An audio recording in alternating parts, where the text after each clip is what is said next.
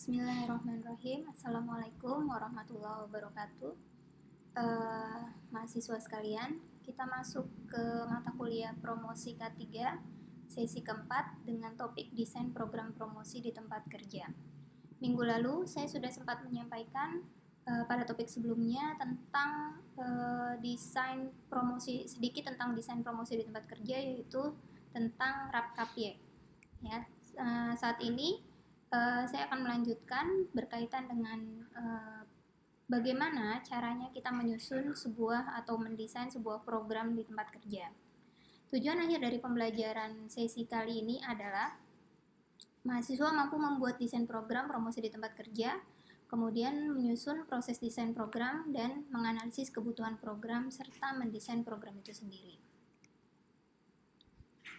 Baik, sebelum kita masuk untuk mendesain sebuah program kesehatan untuk pekerja atau program kesehatan di tempat kerja, maka ada beberapa pertanyaan mendasar yang biasanya ditanyakan atau biasanya muncul sebagai latar belakang terbentuknya desain program tadi.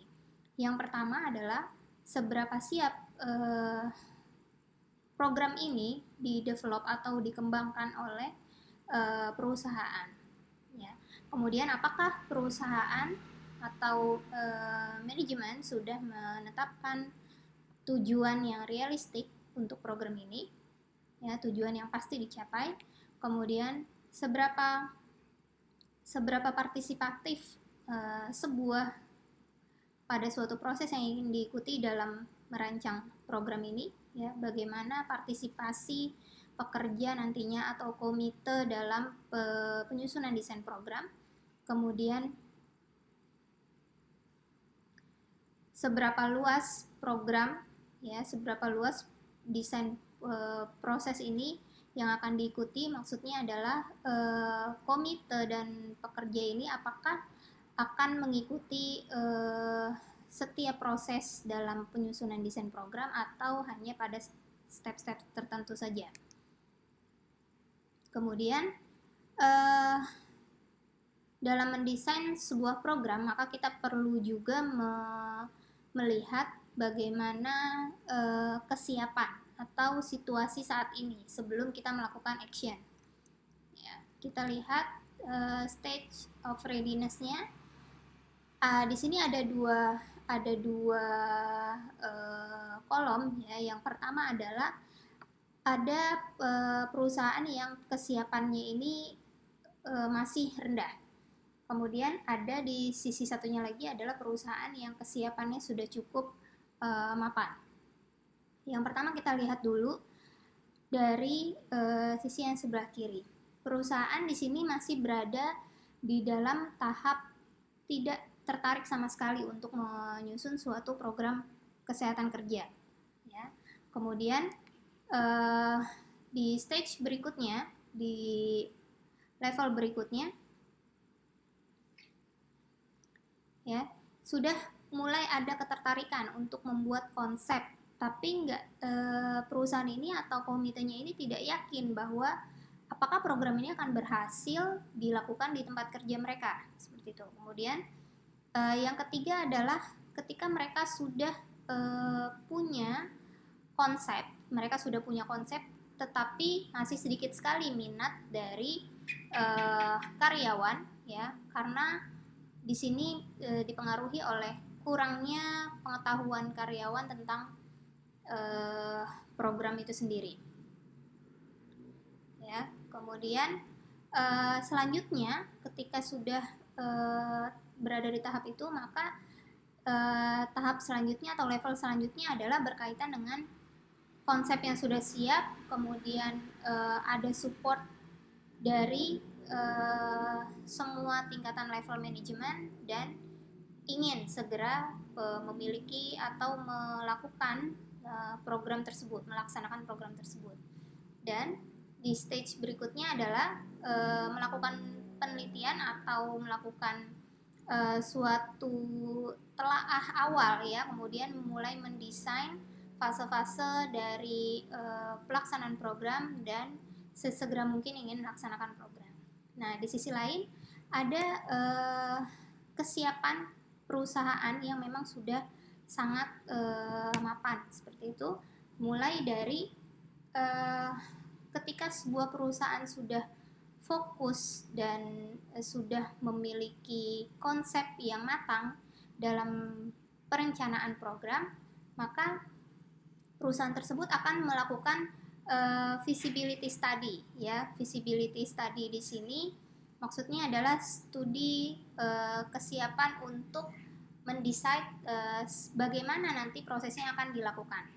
Kemudian setelah hasil dari studi awal tadi diketahui, sudah sampai tahap mana kesiapan dari perusahaan baik manajemen maupun pekerja, maka bisa dilakukan stage selanjutnya adalah follow up design proses. Kita sudah mulai mendesain, melakukan proses desain yang dimulai dari latar belakang pelaksanaan program tadi. Kemudian tahap selanjutnya adalah fokus pada partisipasi proses pengambilan keputusan.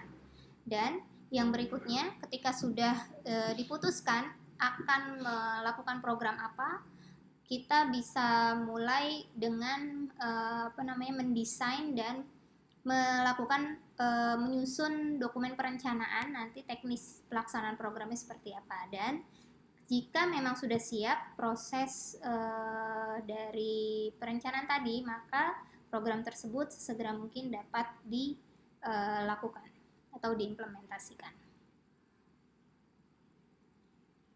Nah, berkaitan dengan kesiapan perusahaan tadi, maka perlu dilakukan penyusunan atau penetapan tujuan. Tujuan di sini ada syaratnya, yaitu harus realistik. Banyak program yang disusun oleh perusahaan, terutama program-program yang berkaitan dengan K3 itu yang tidak realistik, ya. Contohnya misalkan tidak realistiknya seperti ini. Ada perusahaan yang baru menerapkan K3, masih baru mulai menerapkan K3. Namun mereka sudah langsung mempunyai tujuan zero accident seperti itu. Nah, apakah itu realistik? Saya rasa tidak. Kenapa? Karena upaya untuk yang perlu dilakukan untuk mencapai zero accident itu masih terlalu jauh, ya. Adapun sebelum mencapai tujuan zero accident, banyak tujuan-tujuan kecil yang perlu dicapai dulu, ya. Artinya kita perlu dulu menetapkan tujuan-tujuan yang memang pasti bisa kita selesaikan.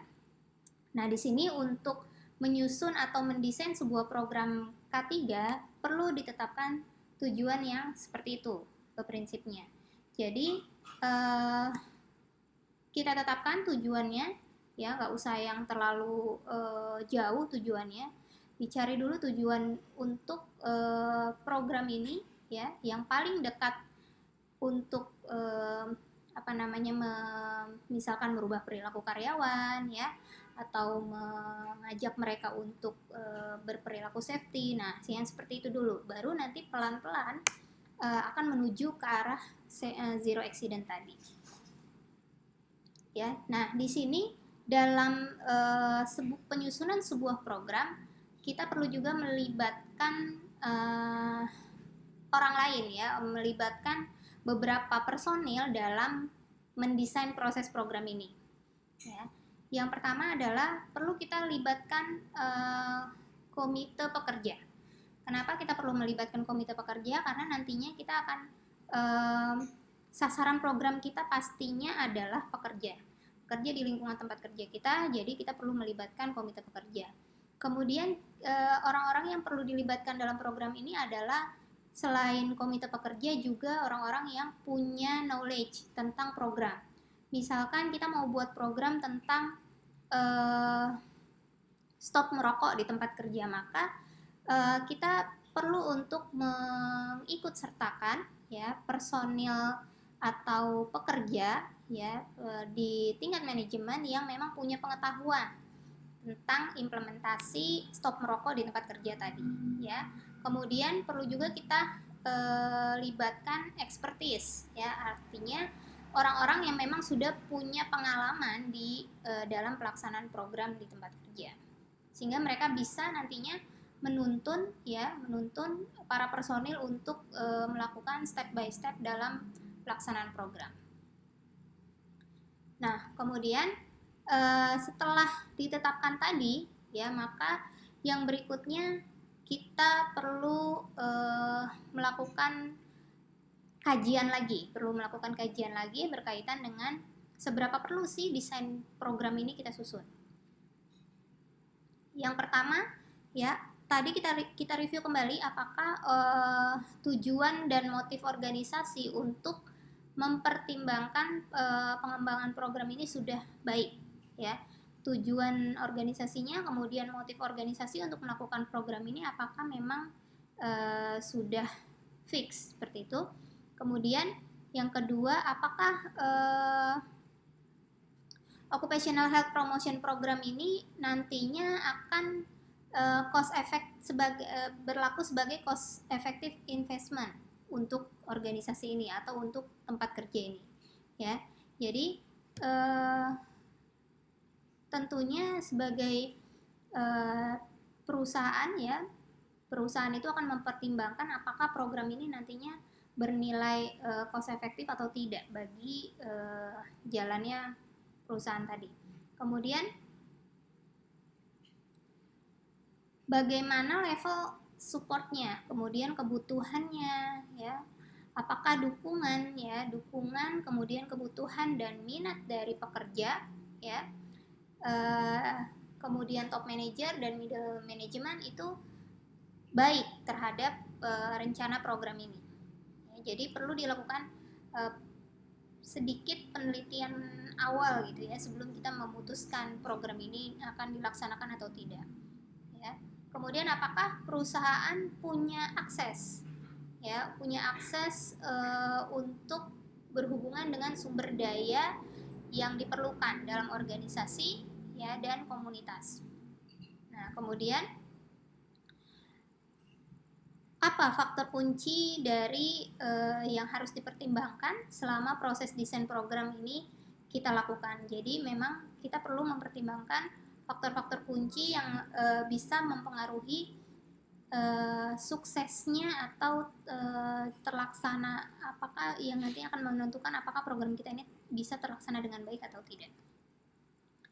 Nah, ini beberapa faktor yang memang mempengaruhi program desain ya. Yang pertama adalah kualitas dari desain prosesnya itu sendiri. Jadi proses desain dari mulai rekognisi sampai dikomunikasikan ya dan ditindaklanjuti, maka itu perlu dilihat atau dilakukan dengan baik. Securing employee support, kemudian bagaimana impact-nya program ini terhadap pekerjaan dari si komite members ya. Kemudian pengetahuan dan experience ya dari komite members ya, ini juga sangat mempengaruhi jalannya program desain. Kemudian profitability dan perubahan transisi dari organisasinya. Apakah dengan setelah program ini dilakukan akan mendatangkan keuntungan bagi perusahaan atau justru malah mendatangkan kerugian. Nah, terakhir adalah berkaitan dengan design option ya. Design option ini terdiri dari dua. Yang pertama adalah level of impact.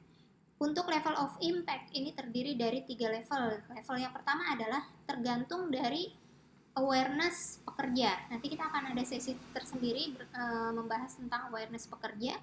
Kemudian yang kedua adalah perubahan lifestyle atau perubahan yang terjadi akibat dilaksanakannya program ini. Kemudian yang berikutnya adalah support dari lingkungan ya, support dari lingkungan dan lingkungan tempat kerja ya, dan perubahan yang berkelanjutan. Nah, ini juga sangat mempengaruhi suksesnya dari implementasi dalam mendesain sebuah program. Baik mahasiswa sekalian, itu yang dapat saya sampaikan pada sesi kali ini. Untuk penjelasan RAP-KPIEK lebih jelasnya Anda sekalian bisa membaca di modul, dan silakan membaca dari berbagai sumber yang ada ya, untuk menambah wawasan dan pengetahuan berkaitan dengan penyusunan desain program. Terima kasih, saya cukupkan sampai di sini. Assalamualaikum warahmatullahi wabarakatuh.